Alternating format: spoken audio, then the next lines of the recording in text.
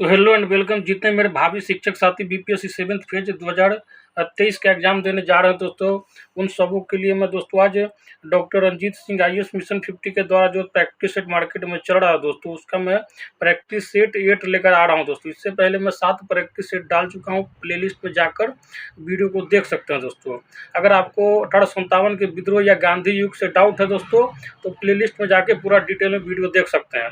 Geography से 10 set डाला हुआ है दोस्तों, और सामाजिक अध्ययन से दोस्तों क्या कहते हैं, कला संस्कृति सब के बारे में भी दोस्तों वीडियो पूरा डाला हुआ है, तो आप जाकर वहाँ से देख सकते हैं। तो दोस्तों आज का हमारा जो प्रैक्टिस सेट 8 नंबर है, उसके बारे में शुरू करते हैं दोस्तों। अगर अभी तक आप हमारे चैनल पर नए हैं तो चैनल को पहले सब्सक्राइब कर ले, बेल आइकन को दबा ले, और अगर वीडियो अच्छा लगता है तो जरूर लाइक भी करें। अब आते हैं क्वेश्चन नंबर पहला पे दोस्तों। वह शासक कौन था जिसने राज सिंहासन पर बैठने के लिए अपने पिता बिंबिसार की हत्या कर दी थी दोस्तों? किसने किया था दोस्तों? तो अजातशत्रु ने अपने पिता बिंबिसार की हत्या कर दी थी गद्दी में बैठने के लिए दोस्तों। इसीलिए इतिहास में अजातशत्रु को दोस्तों पितृहंता के रूप में जाना जाता है। हालांकि दोस्तों देखिए, इतिहास हमेशा दोहराता है, और एक कहावत भी है दोस्तों कि जस गणनीता से भोग विधाता, नरक जात ते क्यों पछताता।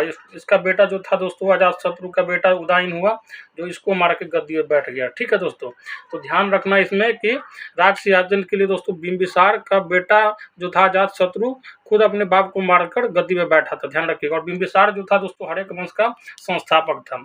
ठीक है दोस्तों, अब आते हैं क्वेश्चन नंबर 2 पे।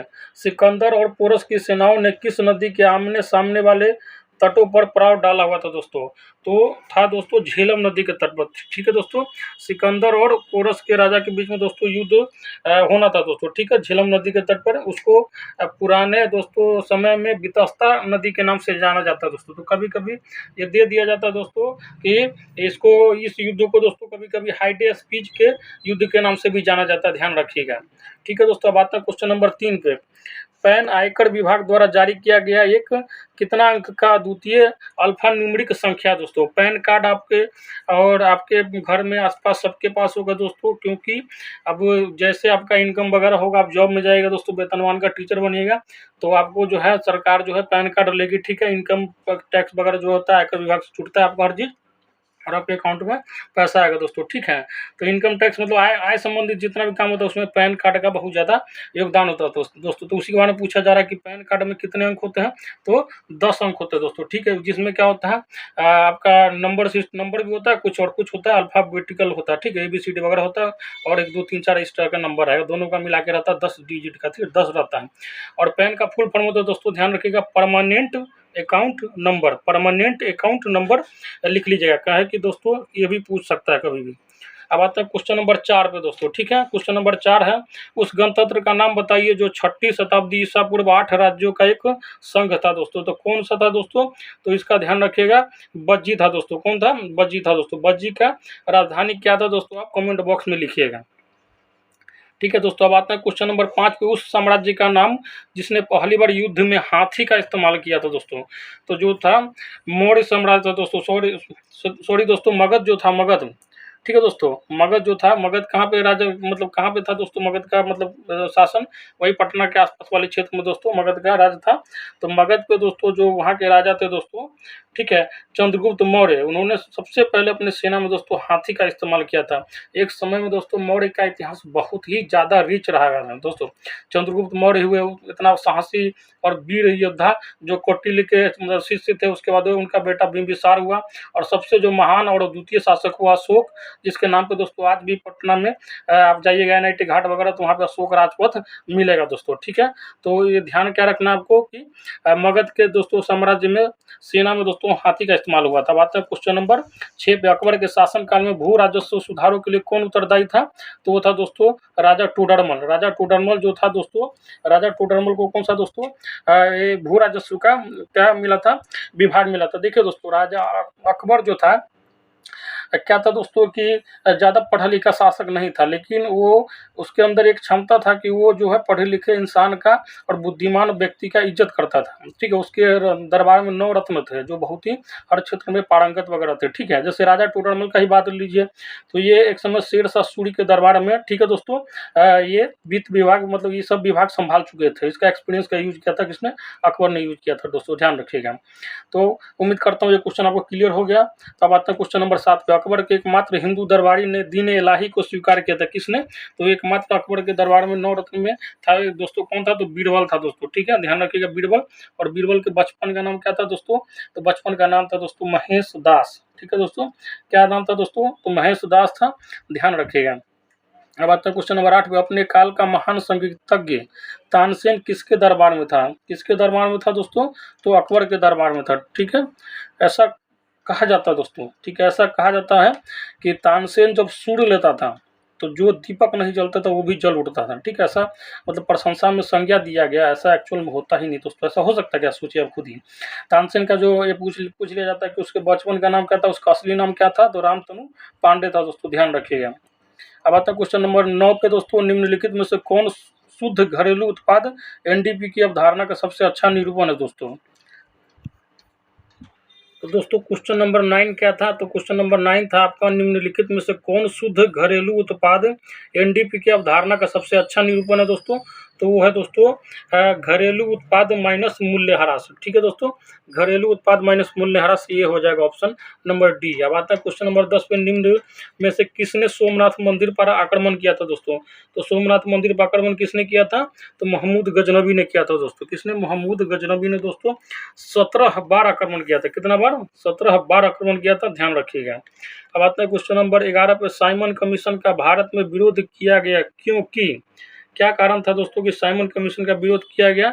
क्योंकि दोस्तों इसके सभी सदस्य थे दोस्तों अंग्रेज थे दोस्तों, गोरे थे, ध्यान रखिएगा। अब आता है क्वेश्चन नंबर 12 पे, ब्रह्म समाज का संस्थापक कौन था दोस्तों? ब्रह्म समाज का संस्थापक कौन था दोस्तों? तो ये तो दोस्तों राजा राम मोहन राय थे दोस्तों, ठीक है दोस्तों, राजा राम मोहन राय थे। और ब्रह्म समाज का स्थापना कब हुआ था? तो 1828 ईस्वी में हुआ था दोस्तों। राजा राम मोहन राय जो थे दोस्तों, उन्हें एक तरह से भारतीय राष्ट्रीयवाद का जनक कहते हैं दोस्तों, आधुनिक भारत के पिता, भारतीय राष्ट्रवाद का जनक कहलाता है वो दोस्तों, ध्यान रखिएगा। पुनर्जागरण का बहुत ही अच्छे व्यक्ति, विचार के व्यक्ति थे दोस्तों, उन्हीं के प्रयास से लॉर्ड विलियम बेंटिंग के समय में सती प्रथा को अंत किया गया था। अब आता है क्वेश्चन नंबर 13 पे, ब्रिटिश सरकार के द्वारा निम्न स्थापित किए गए व्यापारिक केंद्रों को सही क्रम में लगाइए दोस्तों। सही क्रम में सजाना हम, बहुत ही अच्छा क्वेश्चन है दोस्तों, तो ध्यान रखिए इसका सही क्रम क्या हो जाएगा। तो ब्रिटिश लोगों ने सबसे पहला क्या किया था दोस्तों? पहला व्यापारिक केंद्र सूरत में स्थापित किया था, एवं उसके बाद क्या किया था? मद्रास में, फिर कलकत्ता में और फिर बम्बई में दोस्तों, ठीक है, सूरत, मद्रास, कलकत्ता और बम्बई, ठीक है, सूरत, मद्रास, कलकत्ता, बम्बई, SMKB, ठीक है दोस्तों, SMKB करके ध्यान रख लीजिएगा, क्योंकि इसमें कंफ्यूज होते रहेगा दोस्तों, SMKB, ठीक है दोस्तों, सूरत, मद्रास, कलकत्ता, बम्बे, बम्बे से आया मेरा दोस्त, तो बम्बे से कब आएगा? जब लास्ट में आएगा दोस्तों, ध्यान रखिएगा। सूरत से शुरू हुआ और बम्बे तक गया, सबसे पहले सूरत में और लास्ट में बम्बे में, जो दिया गया ऑप्शन उसके हिसाब से दोस्तों डी हो गया आंसर, याद रखिएगा। बात है क्वेश्चन नंबर 14 पे, 1857 का विद्रोह किसके द्वारा प्रारंभ किया गया था दोस्तों? तो 1857 का जो विद्रोह था दोस्तों, सिपाहियों के द्वारा प्रारंभ किया गया था। क्या कारण था दोस्तों? क्योंकि अंग्रेज जो था दोस्तों, माइंड गेम खेलने में शुरू से ही मास्टर था। वो क्या किया कि देखता था कि हिंदू वगैरह जो है गाय से बहुत ही ज़्यादा प्यार करता है और माता के समान उसको इज्जत देता है। तो दोस्तों क्या किया, मतलब धार्मिक टॉर्चर करने के लिए गाय की चर्बी से बना हुआ कारतूस दे दिया था चलाने के लिए, ठीक है, यही कारण था दोस्तों कि मंगल पांडे में आक्रोश आया और वहीं से दोस्तों ये इसका नींव हो गया 1857 के विद्रोह का स्टार्ट होने का। अब आते हैं क्वेश्चन नंबर 15 पे, किसके द्वारा वर्ष 1905 में बंगाल का विभाजन किया गया था दोस्तों? तो किसके द्वारा किया गया था? तो ऑप्शन में बने रहिए। तो दोस्तों क्वेश्चन क्या था? 15 नंबर क्वेश्चन था कि किसके द्वारा वर्ष 1905 में बंगाल का विभाजन किया गया था दोस्तों? तो लॉर्ड कर्जन के द्वारा। दोस्तों अंग्रेज जो था शुरू से ही माइंड गेम खेलने में बहुत ज़्यादा क्या था, चतुर था दोस्तों।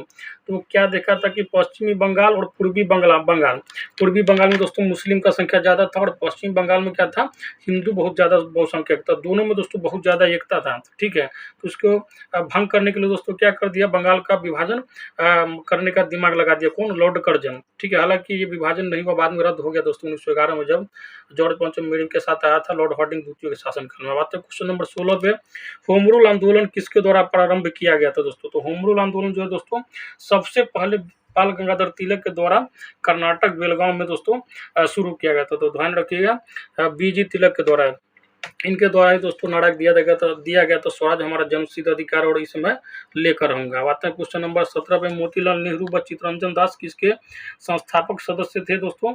तो स्वराज पार्टी के थे दोस्तों। इसकी स्थापना कब हुई थी? तो 1923 ईस्वी में हुई थी, ध्यान रखिएगा। अब आते हैं दोस्तों क्वेश्चन नंबर 18 पे, वंदे मातरम किसके द्वारा लिखा गया दोस्तों? तो वंदे मातरम जो है किसके द्वारा लिखा गया है? तो बंकिम चंद्र चट्टोपाध्याय के द्वारा लिखा है दोस्तों। ध्यान रखिएगा, कहीं कहीं आपको चटर्जी भी दे देगा, ठीक है। तो बंकिम चंद्र चट्टोपाध्याय के द्वारा वंदे मातरम लिखा गया है। रविन्द्रनाथ टैगोर के द्वारा दोस्तों जनगण मन लिखा गया है। और आपको पता होना चाहिए कि वंदे मातरम हमारा क्या राष्ट्रगीत है और जनगण मन हमारा राष्ट्रगान है। अब आता है क्वेश्चन नंबर 19 में, महात्मा गांधी ने 1930 में सविनय अवज्ञा आंदोलन की शुरुआत कहाँ की थी दोस्तों? कहाँ से की थी बताइए? तो दांडी से की थी दोस्तों। कहाँ से? दांडी से की थी, ध्यान रखिएगा दोस्तों। अब आते हैं क्वेश्चन नंबर 20 पे, पानीपत का तीसरा युद्ध किस वर्ष हुआ दोस्तों? तो पानीपत का तीसरा युद्ध जो हुआ था दोस्तों 1761 ईस्वी में हुआ था। किसके किसके बीच हुआ था दोस्तों? तो अफगानिस्तान का अहमद शाह अब्दाली और मराठा के बीच में हुआ था दोस्तों, ठीक है। तो अहमद शाह अब्दाली जो इस युद्ध में विजयी हुआ और मराठों का हार हुआ था। हालांकि दोस्तों मराठा का मतलब एक छोटा सा सेना अफगानिस्तान के बहुत बड़े सेना को बहुत ही बुरी तरह से मतलब एकदम डैमेज कर दिया था, ठीक है। हालांकि अंतर्गत मराठा का ही हार हुआ था। अब पानीपत के पहला लड़ाई जो हुआ दोस्तों इसके बारे में ध्यान रखिएगा, 1526 में हुआ था। दूसरा 1556 में हुआ था, ठीक है। तीसरा 1761 में हुआ था दोस्तों, ध्यान रखिएगा। और एक और जो है दोस्तों प्लासी का युद्ध, ध्यान रखिएगा, बक्सर का युद्ध, ये सब थोड़ा इंपॉर्टेंट हो जाता है। बाद में क्वेश्चन नंबर 21 पे, प्रशांत महासागर में अंध महासागर को जोड़ने वाली नहर कौन सी है दोस्तों? तो प्रशांत महासागर में अंध महासागर को जोड़ने वाली नहर कौन सी है दोस्तों? तो ये जो है दोस्तों ध्यान रखिएगा, पनामा नहर है दोस्तों। कौन सी है? पनामा नहर जो दोस्तों प्रशांत महासागर में अंध महासागर को जोड़ने वाली है दोस्तों। इसका निर्माण 1914 में हुआ था दोस्तों, पनामा नहर का। बातें हैं क्वेश्चन नंबर 22 पे, उत्तरी अमेरिका के तट से गुजरने वाली ठंडी महासागरीय धारा का नाम क्या दोस्तों? तो ठंडी जो धारा दोस्तों क्या है? लेब्राडोर है दोस्तों। कौन है? लेब्राडोर जो है दोस्तों धारा जो दोस्तों ठंडी धारा है। गल्फ स्ट्रीम हमेशा गर्म होता है दोस्तों। फॉकलैंड मतलब फॉकलैंड धारा जो है दोस्तों ये भी गर्म है। क्यूरोसियो धारा भी गर्म धारा है दोस्तों। लेब्राडोर जो है दोस्तों और कनारी वगैरह जो होता है ये जो होता है ठंडा जलधारा है। क्वेश्चन नंबर 23 जो है दोस्तों कह रहा है कि विश्व में सर्वाधिक व्यस्त समुद्री व्यापार मार्ग है दोस्तों। कहाँ पे है दोस्तों? तो आइए ऑप्शन को बताते हैं दोस्तों।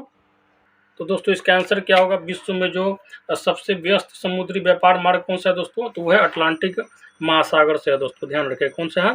तो अटलांटिक महासागर वाला होगा, ध्यान रखिएगा दोस्तों, ठीक है दोस्तों। अटलांटिक महासागर का जो समुद्री व्यापार मार्ग है दोस्तों बहुत ही ज़्यादा क्या है? व्यस्त है दोस्तों। बहुत ज़्यादा आवाजाही होने के कारण दोस्तों इसे शिपिंग लेन भी कहा जाता है। बात है क्वेश्चन नंबर 24 पे, टैगा का अर्थ है क्या है दोस्तों? टैगा का अर्थ होता है दोस्तों शंकुधारी वन।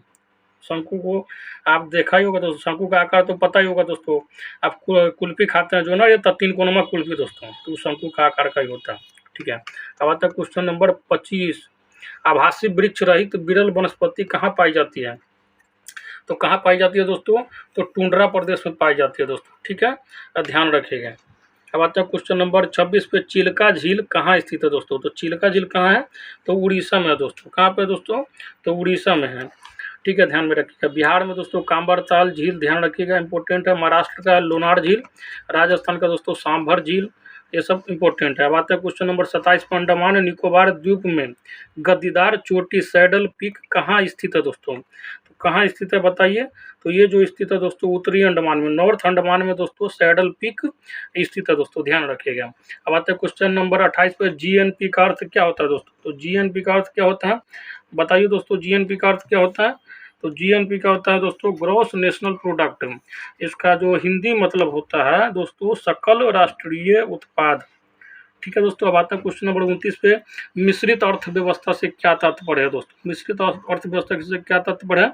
मतलब सार्वजनिक और निजी क्षेत्रों का सह अस्तित्व, मतलब हो गया दोस्तों पब्लिक और प्राइवेट दोनों जो है मिलके काम करेगा दोस्तों, ठीक है। पीपीपी मॉडल पे दोस्तों चलता है अपना, ठीक है, पब्लिक प्राइवेट पार्टनरशिप। अब आता है क्वेश्चन नंबर 30, भारत के किस राज्य में उच्च स्तरीय थोरियम वाले मोनोजाइट का सबसे ज्यादा भंडार है? कहाँ है दोस्तों? तो यह केरल में, ध्यान रखिएगा। केरल में दोस्तों सबसे ज़्यादा साक्षरता है। केरल को में ही दोस्तों साइलेंट वैली है, शांत घाटी है। केरल को दोस्तों मसालों का उद्यान बोला जाता है। सबसे ज़्यादा दोस्तों मसाला इतना ज़्यादा होता है, आज जो हम एकदम खाते हैं ना एकदम बढ़िया मसाला सब्जी दोस्तों, वो केरला का ही योगदान है, ध्यान रखिएगा। बात है क्वेश्चन नंबर 31 का, निम्नलिखित में से भारत का वह राज्य कौन सा है जो गंधक सल्फर के उत्पादन में आगे है दोस्तों?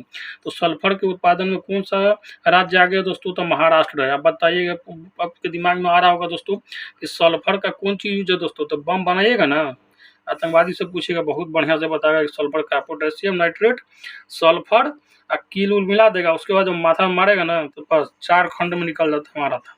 तो उसी में सल्फर का यूज है दोस्तों। अब आते हैं 32, हिमालय के स्थान पर कौन सा सागर विद्यमान था? तो हिमालय के स्थान पर दोस्तों टेथिस टेथिस सागर जो था दोस्तों विद्यमान था, ठीक है। एक बहुत साल पहले का घटना है दोस्तों, ठीक है, ज़्यादा लंबा नहीं जाएंगे। अब आता है क्वेश्चन नंबर 33 पे, कौन सा राज्य बावड़ियों के लिए प्रसिद्ध है दोस्तों? तो दोस्तों क्वेश्चन नंबर 33 क्या था, कौन सा राज्य बावड़ियों के लिए प्रसिद्ध है दोस्तों? बावड़िया के लिए दोस्तों, वो बावड़िया गाना सुना ना दोस्तों, तो कह रहा है बावड़ियों के लिए कौन सा राज्य प्रसिद्ध है दोस्तों? तो बताइए कौन सा है? तो गुजरात जो है दोस्तों बावड़ियों के लिए प्रसिद्ध है, ठीक है दोस्तों। बावड़ियों के लिए कौन सा राज्य प्रसिद्ध है? तो गुजरात है, ध्यान रखिएगा। यहाँ मतलब ये इसका जो काम है दोस्तों, मतलब एक तरह से कुआं वगैरह से पानी खींचता होता है, ये सब का थोड़ा है। तो एक क्वेश्चन पूछा जाता है दोस्तों बावड़िया से, याद आएगा कि रानी की बावड़ी कहाँ है दोस्तों? ठीक है, जो यूनेस्को हेरिटेज में शामिल हुआ है, तो वो भी गुजरात में है दोस्तों, ध्यान रखिएगा। विश्व में एशियाई शेर कहाँ पाया जाता है दोस्तों? तो वह जामनगर में दोस्तों। ये जो है गिर जो है नेशनल पार्क है दोस्तों, वो भी गुजरात में है दोस्तों, ध्यान रखिएगा। और इधर आके दोस्तों सरदार वल्लभ भाई पटेल का स्टेचू बना था दोस्तों नर्मदा नदी के किनारे, तो इसको भी ध्यान रखिएगा, 182 मीटर ऊंचा है। अब क्वेश्चन नंबर 34 है, निम्नलिखित में से किसको सूर्य की ऊर्ध्वाधर किरणें नहीं मिलती दोस्तों? तो किसको नहीं मिलती दोस्तों? तो ध्यान रखिएगा, श्रीनगर को। श्रीनगर में दोस्तों सीधा वर्टिकल, ठीक है, सीधा सामने सूर्य का किरण नहीं गिरता है, यही कारण है कि दोस्तों वहाँ पे बहुत ज़्यादा गर्मी नहीं होता। बात है क्वेश्चन नंबर 35, निम्नलिखित में से कौन से राज्य की सीमा म्यांमार से नहीं लगती है दोस्तों? तो असम की सीमा जो है दोस्तों म्यांमार से नहीं लगती है दोस्तों। म्यांमार का राजधानी कमेंट बॉक्स में लिखिएगा अगर आपको ध्यान होगा तो। क्वेश्चन नंबर 36 है दोस्तों, किसी वस्तु का मूल्य रुपयों में व्यक्त किया जाना कहलाता है दोस्तों? क्या कहलाता है दोस्तों? तो कहलाता है कीमत, ठीक है दोस्तों। अगर अभी तक आप हमारे चैनल पर नए हैं तो कृपया करके चैनल को सब्सक्राइब कर ले, बेल आइकन दबा ले और दोस्तों के भी शेयर करें, लाइक करें। अब आता है दोस्तों क्वेश्चन नंबर 37 पे, सकल लाभ का अर्थ है। सकल लाभ का क्या अर्थ है दोस्तों? बताइए क्या अर्थ है दोस्तों? तो सकल लाभ का अर्थ है कुल व्यय के राशि से कुल प्राप्ति की राशि, ठीक है दोस्तों। सकल लाभ का अर्थ क्या है दोस्तों? कुल व्यय की राशि से कुल प्राप्ति की राशि, ठीक है। अब आते हैं क्वेश्चन नंबर, मतलब आप कितना खर्च करते हैं उससे आपका कितना आमदनी होता है, वही आपका सकल लाभ है। मतलब 10 रुपया आप खर्चा किए, ठीक है, 10 रुपया खर्चा करके कोई कुछ किए, अब 15 रुपये कमा लिए, तो आपका सकल लाभ कितना हो गया? 5 रुपये, वही यही कहना चाह रहा है। अब आते हैं क्वेश्चन नंबर 38 पे, विदेशी संस्थाओं द्वारा भारतीय कंपनियों के शेयर एवं बॉन्ड खरीदने को कहते हैं दोस्तों? बड़ा इंपॉर्टेंट क्वेश्चन है दोस्तों, इसको क्या कहते हैं? 5 स्टार मार लीजिएगा। तो इसको कहते हैं पोर्टफोलियो निवेश। क्या कहते हैं दोस्तों? पोर्टफोलियो निवेश के अंतर्गत जो होता है विदेशी निवेशकों द्वारा कंपनी के प्रबंधन में शामिल हुए बगैर शेयर एवं बॉन्ड का क्रय समावेशित होता है, ध्यान रखिएगा। बात है क्वेश्चन नंबर 39 पे, निम्न में से कौन सी पंचवर्षीय योजना की वृद्धि दर उसकी लक्षित वृद्धि दर से ज़्यादा रही थी दोस्तों? तो कौन सी थी दोस्तों? तो वो थी 8वीं पंचवर्षीय योजना। इसकी वृद्धि दर जो है दोस्तों मतलब रखा गया था दोस्तों 5.6%। इसका टारगेट था कितना परसेंट कम से कम वृद्धि करना है, जबकि 6.8% दोस्तों वृद्धि हुआ था। बात है क्वेश्चन नंबर 40 पर दोस्तों, ठीक है। क्वेश्चन नंबर 40 कहता है कि श्रम का विभाजन किसके द्वारा सीमित होता है? तो श्रम का विभाजन जो है दोस्तों बाजार की सीमा द्वारा क्या होता है दोस्तों?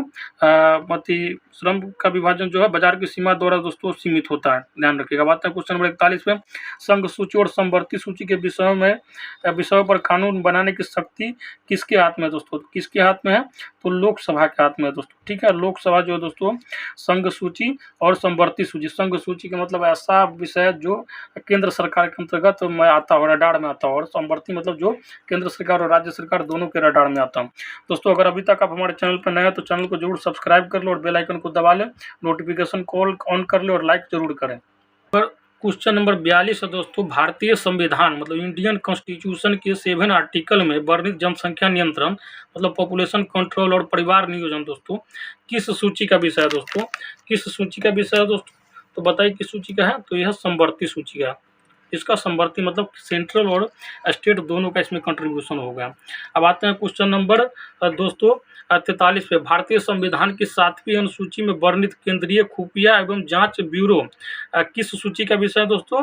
तो ये जो है दोस्तों संघ सूची का है, मतलब CBI, IB दोस्तों, और उसके बाद रॉ जो है ये सब जो है दोस्तों केंद्र सरकार के कंट्रोल में होती है। मतलब जितना भी खुफिया गतिविधि दूसरे देश पे ध्यान रखना होता है कि कहीं हमारे देश में आतंकवादी गतिविधि एक्टिव ना हो जाए, तो ये सब किसके कंट्रोल में है? तो ये है जो केंद्र सरकार सीधे कंट्रोल में करती है। अब आते हैं क्वेश्चन नंबर 44 पे दोस्तों, भारतीय संविधान की 7वीं अनुसूची में वर्णित भारतीय रिजर्व बैंक किस सूची का विषय है दोस्तों?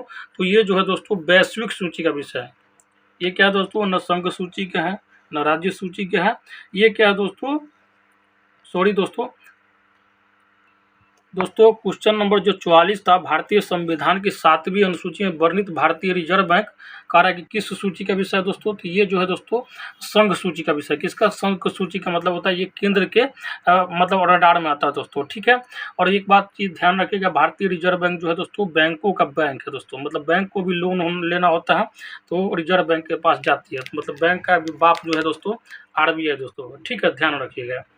अब आते हैं क्वेश्चन नंबर 45 पे, सिक्किम को राज्य का दर्जा किस वर्ष दिया गया दोस्तों?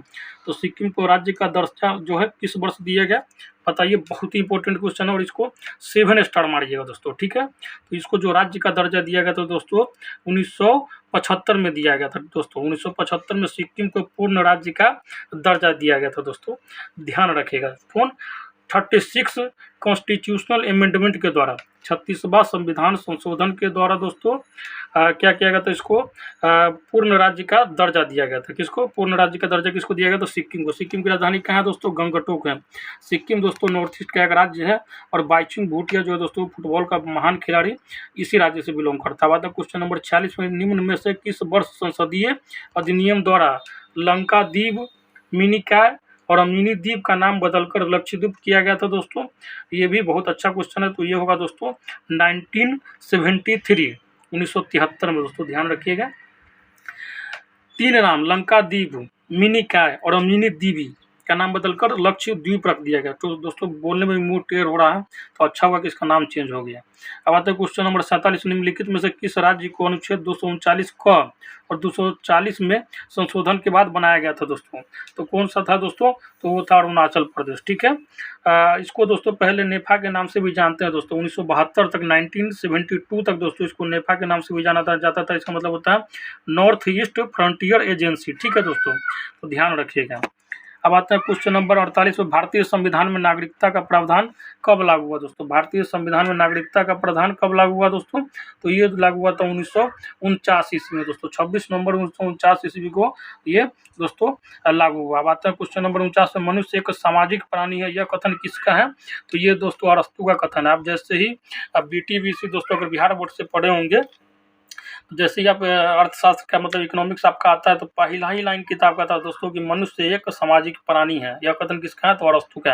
एक फोटो दिया गया था शुरू की किताब के स्टार्टिंग में ही दिया गया है।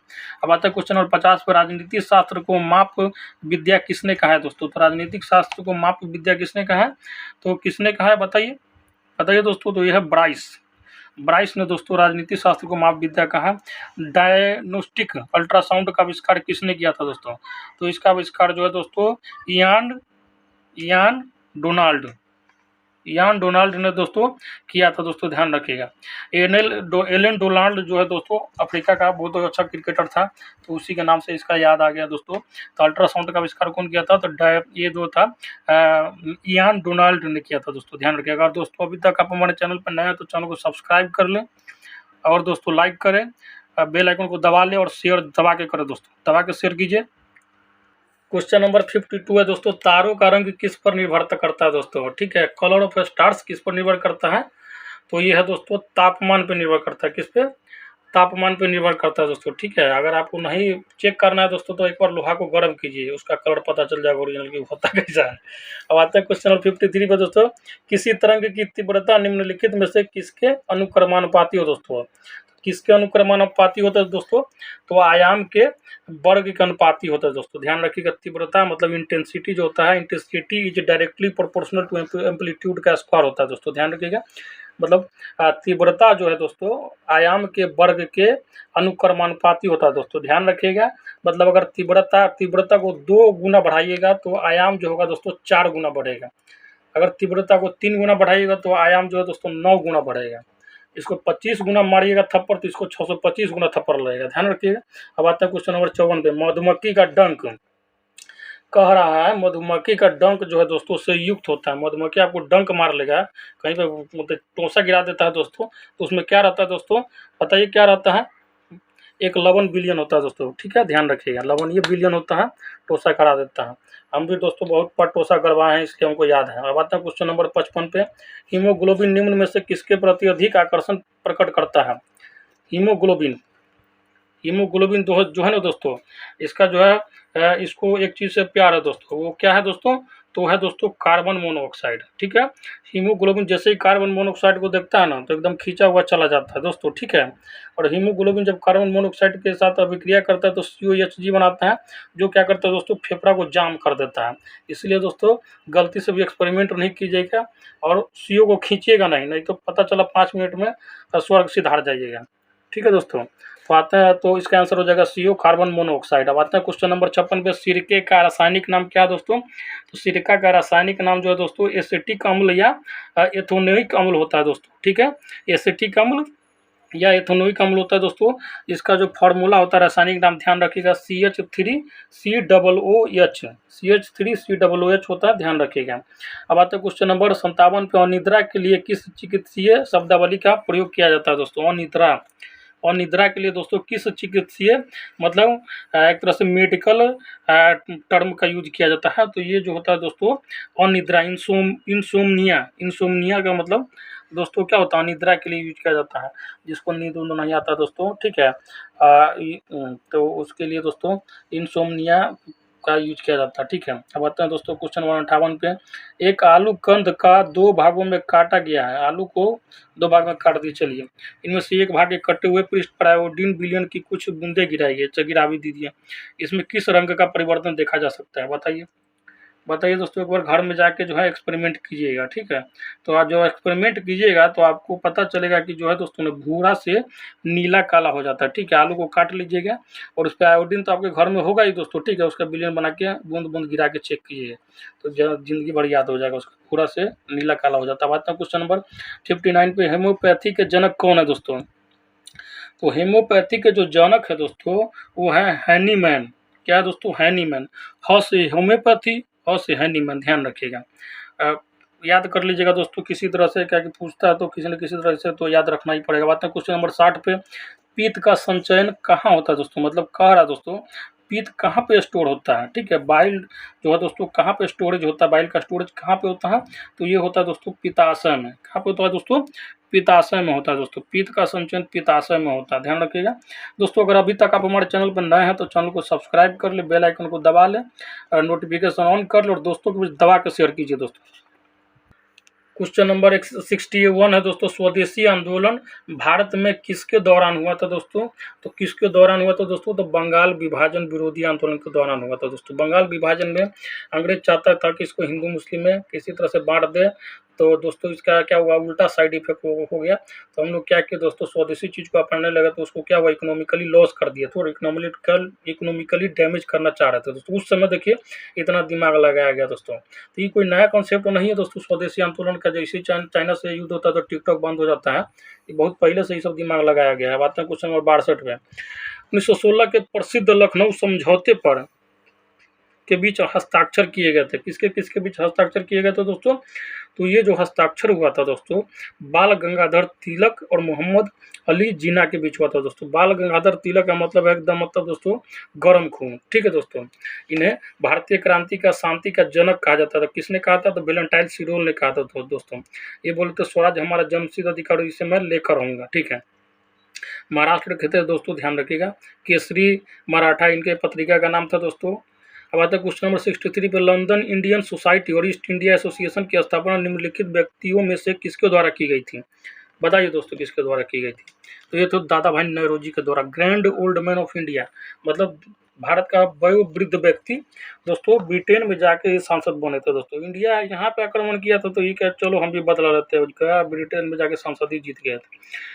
अब आता है क्वेश्चन नंबर 64 पर, निम्नलिखित में से कौन सा समाचार पत्र भारतीय राष्ट्रीय आंदोलन के दौरान लोकमान्य तिलक द्वारा लिखा गया था दोस्तों? तो कौन सा था? तो वो था दोस्तों, ध्यान रखिएगा, वो जो था दोस्तों केसरी था, ठीक है। अब आता है क्वेश्चन नंबर 65 पे, किसी देश का सकल घरेलू उत्पाद जीडीपी है दोस्तों, क्या है? तो किसी देश का सकल घरेलू उत्पाद जो होता है दोस्तों, कह रहा है कि एक वर्ष में उत्पादित होने वाला व्यापार योग्य सामानों का कुल मूल्य, नहीं ये बिल्कुल नहीं।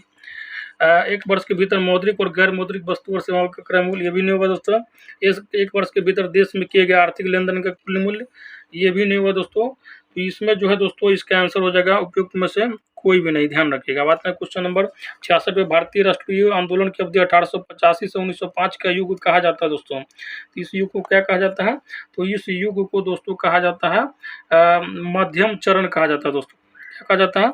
तो मिडिल चरण कहा जाता है, ठीक है, ध्यान रखिएगा किसको, मध्यम चरण कहा जाता है दोस्तों। 1885 से 1905 का जो अवधि है दोस्तों उसको क्या कहा जाता है? मध्यम चरण का मतलब है दोस्तों इसमें गर्म दल और नरम दल दोनों का विचार मिला जुला मतलब देखने को मिला है। अब आता है क्वेश्चन नंबर 67 में, किसने चंपारण सत्याग्रह के दौरान बिहार में गांधी जी की जान बचाई थी? तो ये दोस्तों 68 प्रीलिम्स में पूछा गया क्वेश्चन है दोस्तों, तो इसको टिक मार लीजिएगा। कौन थे? मियाँ जी थे, ठीक है, मियाँ भाई जो थे, मियाँ भाई, तो वही थे बत्तख मियाँ, ठीक है। बत्तख मियाँ नहीं होते तो गांधी जी बहुत पहले सलट गए होते दोस्तों, ध्यान रखिएगा। हालांकि बाद में उनको सल्टा ही दिया गया। अब आते हैं दोस्तों क्वेश्चन नंबर 68 है दोस्तों, निम्नलिखित में से कौन सा 2023 में जाति आधारित जनगणना शुरू करने वाला भारत का पहला राज्य बन गया दोस्तों? जाति आधारित जनगणना शुरू करने वाला 2023 में भारत का पहला राज्य कौन बना है दोस्तों? तो है बिहार। आइए न हमारा बिहार में दोस्तों ये जो है सबसे पहले जाति का जनगणना यहीं से शुरू हुआ है दोस्तों, ध्यान रखिएगा। अब आते हैं दोस्तों क्वेश्चन नंबर 69 पे, दोस्तों क्वेश्चन नंबर दोस्तों 69 है दोस्तों, जब 1942 में भारतीय राष्ट्रीय कांग्रेस ने भारत छोड़ो आंदोलन शुरू किया तब भारत का वायसराय कौन था दोस्तों? तो उस समय भारत का वायसराय कौन था बताइए? लॉर्ड लिन लिथगो था दोस्तों, ठीक है, ध्यान रखिएगा। और बंगाल विभाजन के समय कौन था? तो करजन साहब थे। कौन थे? लॉर्ड करजन साहब। 1857 के विद्रोह के समय, तो दोस्तों मैं क्या बोल रहा था कि 1942 का जो भारतीय राष्ट्रीय कांग्रेस ने जो भारत छोड़ो आंदोलन शुरू किया था उस समय कौन थे? वायसराय थे लिन लिथगो थे, ठीक है। अगर आपसे पूछा जाए कि 1857 के विद्रोह के समय कौन थे? तो कैनिंग थे, लॉर्ड कैनिंग। और भारतीय राष्ट्रीय कांग्रेस की स्थापना के समय कौन थे? तो डफरिन साहब थे, ठीक है। और दोस्तों क्या कहते हैं, जालियांवाला बाग के समय, तो उस समय दोस्तों कौन था? तो चेम्सफोर्ड था, ठीक है दोस्तों। इसी तरह से 4-5 जो मेन है दोस्तों, बंगाल विभाजन के समय कौन था? तो लॉर्ड कर्जन था दोस्तों। ध्यान रखिएगा। भारत में सबसे पहले रेल चलाने का दोस्तों किस वायसराय को श्रेय जाता है? तो वह दोस्तों डलहौजी को। डाक तार का भी लाने का श्रेय उसी को जाता है। ट्रेन वगैरह का भी 1853 में दोस्तों मुंबई से पुणे से थाने जो अच्छा उसने 32 किलोमीटर पे चलवाया था दोस्तों, ध्यान रखिएगा। विलियम बेंटिक जो था दोस्तों सती प्रथा को खत्म करने का श्रेय जाता है। तो ये सब जो दोस्तों कुछ इंपॉर्टेंट है, इसको दिमाग में बैठा लीजिएगा। बात है क्वेश्चन नंबर 70 पे, भारत के संविधान में पंचवर्षीय योजनाओं की अवधारणा किससे ली गई है दोस्तों? तो भारत में जो पंचवर्षीय योजना आया था दोस्तों, प्लानिंग कमीशन, वो रसिया के कॉन्सेप्ट से लिया गया दोस्तों। जवाहरलाल नेहरू जी जब देश आज़ाद हुआ तो गए, अब पूरे देश में घूम घूम के दोस्तों इकोनॉमी का समझे कहाँ पे कौन चीज़ बेस्ट है, और उनको प्लानिंग कमीशन रसिया का बहुत ही बेस्ट लगा और उसको इंडिया में आया और अप्लाई कर दिया, और इसका बहुत ही ज़्यादा फायदा देखने को मिला दोस्तों। आज जो राउरकेला ये देखते हैं, बोकारो स्टील प्लांट, हरित क्रांति से जो फायदा हुआ दोस्तों, ये सब जो है दोस्तों ये प्लानिंग कमीशन का ही देन है।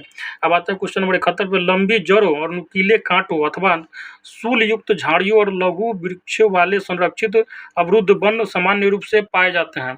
कहाँ पाए जाते हैं दोस्तों? लंबी जड़ होना चाहिए, नुकीला कांटा होना चाहिए, सूल युक्त झाड़ियाँ होना चाहिए और लघु वृक्ष होना चाहिए। वृक्ष छोटा होना चाहिए, जड़ लंबा होना चाहिए, कांटा नुकीला होना चाहिए और सूल युक्त झाड़ी होना चाहिए। ये सब गुण होना चाहिए कहाँ के दोस्तों? तो ये सब गुण होता है पश्चिमी आंध्र प्रदेश में दोस्तों। 16 कलाओं से परिपूर्ण जो है पेड़ पौधा दोस्तों, ये आंध्र प्रदेश में पश्चिमी में, ध्यान रखिएगा।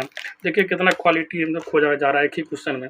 अब आते हैं क्वेश्चन नंबर 72 पे, निम्नलिखित में से तत्वतः कौन सी एक हिमालयी वनस्पति की जाति नहीं है दोस्तों? कौन सी नहीं है? हिमालयी वनस्पति की जाति नहीं है, कौन सी दोस्तों? तो है महोगनी।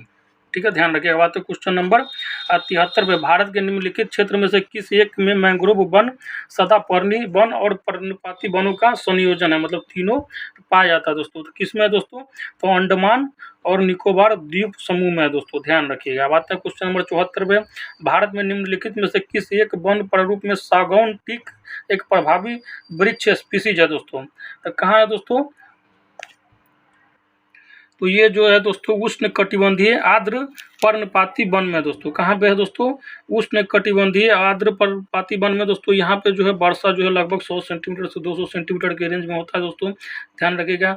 ये वन में दोस्तों सागौन, आप आ जाइए, साल, शीशम, महुआ, चंदन, ये सब पेड़ पाया जाता है उष्ण कटिबंधीय आर्द्र पर्णपाती वन में दोस्तों, ध्यान रखिएगा। अब क्वेश्चन नंबर 75 जो है दोस्तों दिया गया, सुमेलित कीजिए, मिलाना है दोस्तों। ठीक है, डेट दे दिया गया है, किस तारीख को कौन सा डेट मनाया जाता है दोस्तों। अगर अभी तक आप हमारे चैनल पर नए हैं तो प्लीज़ चैनल को सब्सक्राइब कर लें, शेयर करें दोस्तों के बीच, दोस्तों जरूर शेयर करें और लाइक करें और कमेंट करें दोस्तों अगर अच्छा लगता है तो दोस्तों, लेकिन पॉजिटिव कमेंट करें दोस्तों। ठीक है, क्वेश्चन नंबर 75 जो है कह रहा है कि विश्व दिवस दिया गया है एक तरफ, और दूसरी तरफ जैसे विश्व पर्यावरण दिवस है, तो विश्व पर्यावरण दिवस जो है दोस्तों 5 जून को मनाया जाता है। और वेरी वेरी इंपॉर्टेंट डेट का कलेक्शन लाएगा दोस्तों, एक क्वेश्चन में 4 क्वेश्चन है, तो इसको बढ़िया से एकदम 7 स्टार मार लीजिए और रिविजन कीजिएगा एग्जाम से 5 दिन पहले, ये सब क्वेश्चन को रिविजन कीजिएगा। विश्व पर्यावरण दिवस जो है दोस्तों 5 जून को मनाया जाता है। विश्व वानिकी दिवस जो है दोस्तों कब मनाया जाता है, 20 मार्च को मनाया जाता है दोस्तों। विश्व वानिकी दिवस जो है 20 मार्च को मनाया जाता है। अब आते हैं दोस्तों नेक्स्ट ऑप्शन पे, सी ऑप्शन है दोस्तों, विश्व पर्यावास दिवस जो है दोस्तों ये जो है 3 अक्टूबर को मनाया जाता है। और विश्व ओजोन दिवस दोस्तों 16 सितंबर को मनाया जाता है दोस्तों। कुछ असुविधा के कारण मोबाइल से दोस्तों इतना अच्छा से ये बन नहीं पाता, इसलिए 2 भाग में दिया गया पेज में, तो क्वेश्चन को बनाना थोड़ा मुश्किल हो, तो मैं बोल देता हूँ, उसको ध्यान रखिएगा। विश्व पर्यावरण दिवस 5 जून को मनाया जाता है। वर्ल्ड इन्वायरमेंट डे 5 जून को मनाया जाता है। विश्व वानिकी दिवस जो है दोस्तों 20 मार्च को मनाया जाता है। विश्व पर्यावास दिवस जो है दोस्तों 3 अक्टूबर को मनाया जाता है, नोट कर लीजिएगा। और विश्व ओजोन दिवस सबसे ज़्यादा इंपॉर्टेंट जो पूछा जाता है, विश्व ओजोन दिवस वर्ल्ड ओजोन डे दोस्तों 16 सितंबर को मनाया जाता है, ध्यान रखिएगा। तो इस हिसाब से अगर आप मिलाते हैं सही क्रमानुसार तो दोस्तों आपका आंसर हो जाता है डी। अब आते हैं दोस्तों अगला क्वेश्चन जो है 76 नंबर क्वेश्चन है। 76 नंबर क्वेश्चन में दोस्तों दिया गया है, क्या कहते हैं, एक तरफ आपको दोस्तों जैव मंडलीय आरक्षित क्षेत्र है। आप समझ सकते हैं जैव मंडलीय आरक्षित क्षेत्र का मतलब ऐसा क्षेत्र जहाँ पे विशेष प्रकार के पेड़ पौधों के लिए दोस्तों क्षेत्र घेरा गया है, मतलब राज्य सरकार या केंद्र सरकार के दोस्तों उसको रिजर्व किया गया है। ठीक है, उसको बोला जाता है। और दूसरा तरफ दिया गया राज्य, मतलब किस क्षेत्र में कौन सा जैव मंडलीय आरक्षित क्षेत्र है। तो आइए बताता हूँ दोस्तों। तो सबसे पहले आता है दोस्तों कौन, सिमलीपाल। ठीक है दोस्तों, सिमलीपाल आ जाता है। तो सिमलीपाल के बारे में बताइए दोस्तों। सिमलीपाल आपका जो है दोस्तों उड़ीसा में है दोस्तों। सिमलीपाल जैव मंडल आरक्षित क्षेत्र जो है दोस्तों उड़ीसा में दोस्तों चिल्का झील भी है, ध्यान रखिएगा। दिहांग दिबांग, दिहांग जैसे ही दिख जाना दोस्तों तो अरुणाचल प्रदेश में घुस जाए। कहाँ घुसना है, अरुणाचल प्रदेश में। दिहांग दिबांग, उधर दिहांग नदी एक बहती है, इसलिए मैं बोल रहा हूँ दोस्तों, ये थोड़ा दिमाग में बैठाने के लिए कुछ चीज़ जो है कीवर्ड याद रखिएगा ना तो बढ़िया रहता है। दिहांग दिबांग दोस्तों अरुणाचल प्रदेश में चले जाइए। नोकरेक दोस्तों मेघालय में है। नोकरेक जैव मंडल आरक्षित क्षेत्र जो है दोस्तों मेघालय में। और कंचनजंगा दोस्तों कहाँ पे है, तो कंचनजंगा कहाँ पे दोस्तों बताइए। कंचनजंगा जो है दोस्तों आपका सिक्किम में है दोस्तों। कंचनजंगा कहाँ पे दोस्तों, तो कंचनजंगा जो है सिक्किम में। तो इस हिसाब से जो सिमलीपाल कहाँ हो गया, उड़ीसा में। दिहांग दिबांग हो गया अरुणाचल प्रदेश में। नोकरेक कहाँ हो गया दोस्तों, तो मेघालय में। और कंचनजंगा कहाँ हो गया, सिक्किम में। तो इस हिसाब से आपका ऑप्शन हो जाएगा डी। अब आता है क्वेश्चन नंबर 77 पे दोस्तों, इस सबको 7 स्टार मार लीजिए क्योंकि एक ही क्वेश्चन में 4-5 क्वेश्चन का कॉन्सेप्ट है। अब आता है क्वेश्चन नंबर 77 पे दोस्तों, दिया गया राष्ट्रीय वन अभ्यारण्य और राज्य, मतलब किस राज्य में कौन सा वन अभ्यारण्य है। तो जैसे कंगेर घाटी राष्ट्रीय वन, तो कंगेर घाटी जो राष्ट्रीय वन जो है दोस्तों कहाँ पे है, तो ये जो है दोस्तों आपका हिमाचल प्रदेश में दोस्तों पाया जाता है। सॉरी दोस्तों, कंगेर घाटी राष्ट्रीय जो वन है दोस्तों ये जो है छत्तीसगढ़ में पाया जाता है दोस्तों। एक कांगड़ा जगह है दोस्तों जहाँ पे देवी दुर्गा का पूजा होता है, वहाँ पे मतलब 9 रूप माना गया है ना, उसमें एक मंदिर जो है कांगड़ा देवी का भी है, हिमाचल प्रदेश में, इसलिए मेरे दिमाग में आ गया था। हालांकि जो घाटी जो है राष्ट्रीय वन कंगेर वो है छत्तीसगढ़ में, ध्यान रखिएगा। नागरहोल जो है दोस्तों, नागरहोल कहाँ पे है, तो नागरहोल हो गया आपका दोस्तों, तो नागरहोल कहाँ पे है दोस्तों, तो नागरहोल आपका हो गया कर्नाटक में, ठीक है।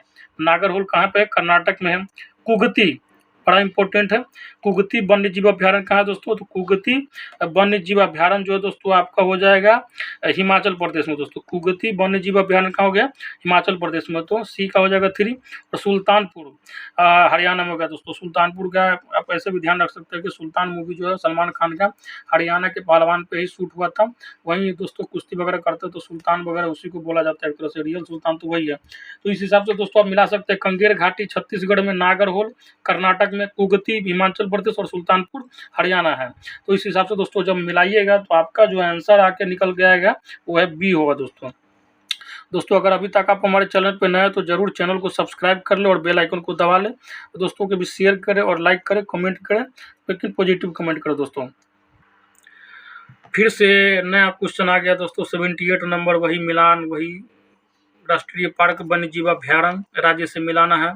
कह रहा है दोस्तों बोंडला वन्य जीव अभ्यारण्य जो है दोस्तों किस राज्य में पाया जाता है, तो बोंडला वन्य जीव अभ्यारण्य जो है दोस्तों बताइए कहाँ पाया जाता है, तो गोवा में पाया जाता है, गोवा वाले बीच पे है।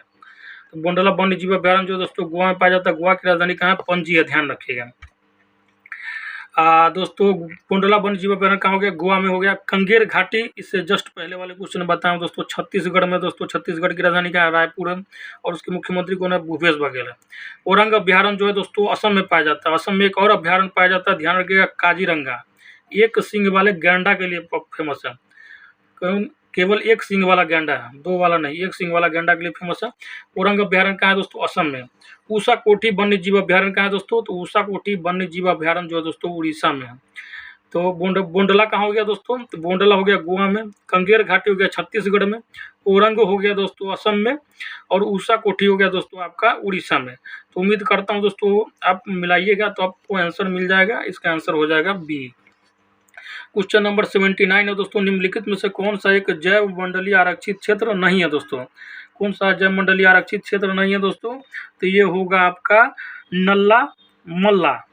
नल्ला मल्ला जो है दोस्तों जैव मंडलीय मतलब बायोस्फीयर रिजर्व नहीं है दोस्तों, ध्यान रखिएगा। अभी भारत में है 18 बायोस्फीयर रिजर्व है, टोटल कितना है, 18 बायोस्फीयर रिजर्व, जिसमें से 12 को दोस्तों यूनेस्को वर्ल्ड हेरिटेज साइट में शामिल किया गया दोस्तों, ध्यान रखिएगा।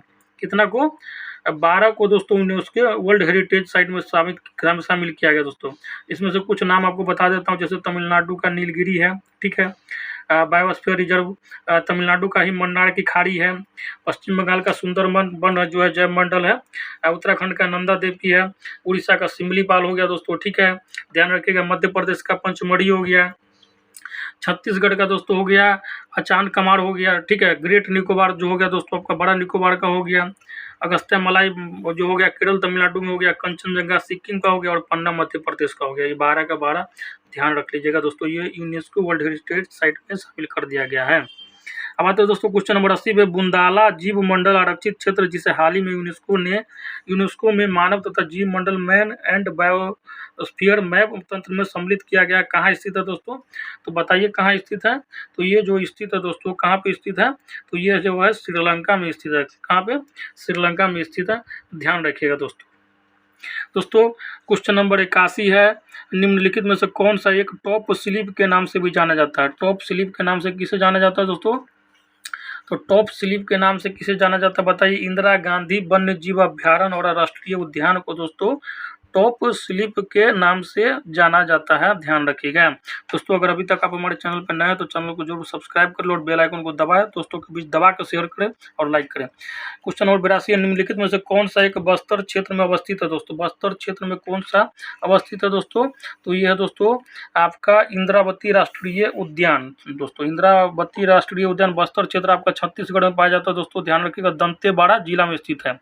ये इसे वर्ष 1981 में राष्ट्रीय उद्यान तथा वर्ष 1983 में दोस्तों टाइगर रिजर्व घोषित किया गया था दोस्तों, ध्यान रखिएगा। किसको, इंद्रावती राष्ट्रीय उद्यान को, मतलब बस्तर क्षेत्र कहाँ है, छत्तीसगढ़ में थी, ठीक है दोस्तों, ध्यान रखिएगा। बात है क्वेश्चन नंबर 83 पे। क्वेश्चन नंबर 83 जो है दोस्तों, परितंत्रों की घटती उत्पादकता के क्रम में उनका निम्नलिखित में से कौन सा अनुक्रम सही है दोस्तों, ध्यान रखिएगा। ये क्वेश्चन होगा, आंसर मैं दोस्तों आगे बताता हूँ।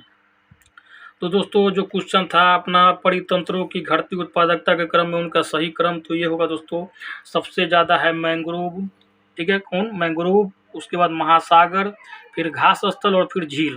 तो इस हिसाब से दोस्तों इसका आंसर हो जाएगा आपका बी ऑप्शन। अब आते हैं क्वेश्चन नंबर 84 पे दोस्तों, दिया गया है निम्नलिखित युग्मों पर विचार कीजिए दोस्तों। क्वेश्चन नंबर 84 के निम्नलिखित युग्मों पर विचार करने का दाम्फा टाइगर रिजर्व मिजोरम में है क्या दोस्तों, बताइए, है क्या? तो बिल्कुल है, मिजोरम में दाम्फा टाइगर रिजर्व है, ध्यान रखिएगा। दाम्फा टाइगर रिजर्व कहाँ है दोस्तों, मिजोरम में है। दाम्फा कहाँ है दोस्तों, मिजोरम में है। बार बार इसलिए बोल दे रहा हूँ दोस्तों, थोड़ा नॉर्थ ईस्ट का याद रखना मुश्किल होता है। गुमटी वन्य जीव अभ्यारण्य सिक्किम में नहीं है दोस्तों, ये नहीं है, ध्यान रखिएगा। सारामती शिखर नागालैंड में है। तो ये दोस्तों इस हिसाब से आपका आंसर हो जाएगा सी, 1 और 3 दोनों। अब आते हैं क्वेश्चन नंबर 85 पे। निम्नलिखित में से कौन सा एक नेशनल पार्क इसलिए अनूठा है कि वह एक प्लवमान फ्लोटिंग वनस्पति से युक्त अनूप स्वैप होने के कारण समृद्ध जैव विविधता को बढ़ाता है दोस्तों। तो कौन सा होगा ये, बताइए। बहुत अच्छा क्वेश्चन है दोस्तों। तो ये हो जाएगा आपका किबिल लामजाओ नेशनल पार्क दोस्तों, मणिपुर का है दोस्तों, बिष्णुपुर जिला में स्थित है।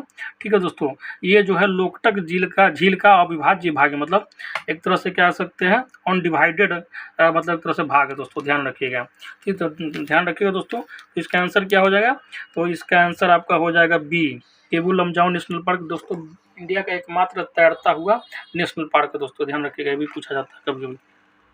अब क्वेश्चन नंबर 86 में निम्नलिखित में से कौन सा एक ओजोन का अपक्षय करने वाले पदार्थों के प्रयोग पर नियंत्रण करने और उन्हें चरणबद्ध रूप से प्रयोग बाह्य करने पर फेजिंग आउट के मुद्दे से संबंध है दोस्तों। तो ये आप पढ़ लीजिएगा दोस्तों, कौन सा है, तो ये जो होगा आपका मॉन्ट्रियल प्रोटोकॉल है दोस्तों, मॉन्ट्रियल प्रोटोकॉल है दोस्तों। मॉन्ट्रियल प्रोटोकॉल में दोस्तों कब हुआ था दोस्तों, तो ये 1989 से प्रभावी है दोस्तों। इसमें दोस्तों जो आप एसी उसी यूज करते हैं ना, रेफ्रिजरेटर वगैरह, जिससे CFC निकलता है, उसके रोक लगाने के लिए बोला गया दोस्तों, क्योंकि ये जो है CFC निकलता है वही ओजोन परत में छेद कर रहा है, जिसके कारण क्या होगा, डायरेक्ट रोशनी आएगा, सोलर रेडिएशन आएगा, तो आप स्किन कैंसर से प्रभावित हो सकते हैं। बात है क्वेश्चन नंबर 87 पे। निम्नलिखित में से कौन सा एक भारत का राष्ट्रीय जलीय प्राणी है दोस्तों, ये मतलब अभी तक 8 सेट में ये तीसरा बार क्वेश्चन आ चुका है दोस्तों। तो भारत का राष्ट्रीय जलीय प्राणी कौन है दोस्तों, तो गंगैटिक डॉल्फिन, मतलब डॉल्फिन भी गंगा का डॉल्फिन भारत का राष्ट्रीय जलीय प्राणी है, ध्यान रखिएगा। अच्छा ये बताइए दोस्तों, बिहार में डॉल्फिन का अनुसंधान केंद्र कहाँ है दोस्तों, तो 2 जगह है, एक है पटना में दोस्तों, आप जाइएगा, कलेक्ट्रेट घाट है दोस्तों, वहाँ पे है एक बनाया गया है, और दूसरा है भागलपुर में, ठीक है, ध्यान रखें, अनुसंधान केंद्र है, डॉल्फिन पर रिसर्च वगैरह होता है उस पर। अब आता है क्वेश्चन नंबर 88 में, निम्नलिखित में से कौन सा एक परितंत्र इकोसिस्टम शब्द का सर्वोत्कृष्ट वर्णन है दोस्तों, तो कौन सा है दोस्तों, तो आइए पढ़ते, एक दूसरे से अन्योनाश्रय क्रिया करने वाले जीव ऑर्गेनिज्म का एक समुदाय, पृथ्वी का वह भाग जो सजीवों जीवों लिविंग ऑर्गेनिज्म द्वारा आवासित है दोस्तों। ऑप्शन नंबर सी है दोस्तों, जीवो ऑर्गेनिज्म का समुदाय और साथ ही वह पर्यावरण जिसमें वे रहते हैं दोस्तों। तो ये जो होगा दोस्तों आपका मोस्ट अप्रोप्रिएट आंसर हो जाएगा, तो इसका आंसर हो जाएगा आपका सी, ध्यान रखिएगा दोस्तों, सी जो होगा इसका मोस्ट अप्रोप्रिएट आंसर हो जाएगा दोस्तों, ठीक है, ध्यान रखिएगा। पारितंत्र मतलब इकोसिस्टम का पूछ लिया जाता है दोस्तों, बार बार ध्यान रखिएगा। इकोसिस्टम शब्द का प्रयोग सर्वप्रथम किस वैज्ञानिक ने किया था, तो A.G. टांसले ने किया था। इकोसिस्टम शब्द का सबसे पहले प्रयोग किसने किया था, A.G. टांसले ने किया था। इकोसिस्टम शब्द का सबसे पहले प्रयोग A.G. टांसले ने किया था, नोट कर लीजिए दोस्तों। अब आता है क्वेश्चन नंबर 89 पे, biocarbon fund initiative for sustainable forest landscapes, biocarbon fund initiative for sustainable forest landscape का प्रबंधन निम्नलिखित में से कौन करता है दोस्तों, तो ये जो करता है दोस्तों विश्व बैंक करता है, कौन है, विश्व बैंक, वर्ल्ड बैंक करता है दोस्तों, ध्यान रखिएगा। अब आते हैं दोस्तों क्वेश्चन नंबर 90 पे, अभिष्ट राष्ट्रीय निर्धारित अंशदान intended nationally determined contribution INDC पद को कभी कभी समाचारों में किस संदर्भ में देखा जाता है दोस्तों, तो किस संदर्भ में देखा जाता है, तो ये देखा जाता है दोस्तों जलवायु परिवर्तन का सामना करने के लिए विश्व के देशों द्वारा बनाई गई एक कार्य योजना है दोस्तों, ध्यान रखिएगा। मतलब जलवायु जो मतलब जलवायु को सुरक्षित करने के लिए जो वर्ल्ड लेवल पे जो बनाया गया क्या एक तरह से ग्रुप बनाया गया देशों का, तो उसी को दोस्तों intended nationally determined contribution INDC बोला जाता है दोस्तों, जो बार-बार कभी-कभी न्यूज़ में रहता है। तो उम्मीद करता हूँ दोस्तों आज का सेशन आपको बहुत पसंद आया होगा दोस्तों। अगर इसी तरह का और भी सेशन आपको लेटेस्ट चाहिए इन्फॉर्मेटिव तो हमारे चैनल पर बने रहिए, चैनल को सब्सक्राइब करें, लाइक करें दोस्तों, ज़्यादा से ज़्यादा प्यार दिखाएं, दोस्तों के बीच शेयर करें। तो इसी तरह का और भी वीडियो लेकर मैं आता रहूँगा दोस्तों, ज़रूर आप चैनल पर बने रहें और दोस्तों मैं शेयर करें। तो दोस्तों आज का सेशन यहीं रोकते हैं। जय हिंद, जय भारत।